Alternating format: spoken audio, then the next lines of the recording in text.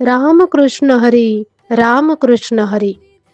या अभंगात संत तुकाराम मनाला सांगताना म्हणतात, ईश्वराचे नाव घेण्यासाठी गोड आवाज हवा असे काहीही नाही.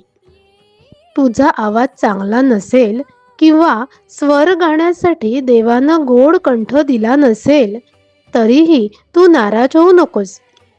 मी देवाचे नामस्मरण कसे करू असे म्हणू नकोस. कारण विठ्ठल परमात्मा त्यासाठी भुकेलेला नाहीच आहे. तुला जसं जमेल तसा रामकृष्ण हरी हा मंत्र मुखाने बोल. विश्वास, प्रेम आणि भक्तिभावाने रामकृष्ण हरीची आळवणी कर.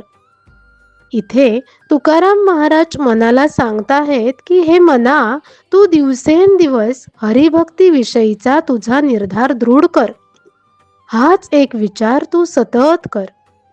रामकृष्ण हरी, रामकृष्ण हरी.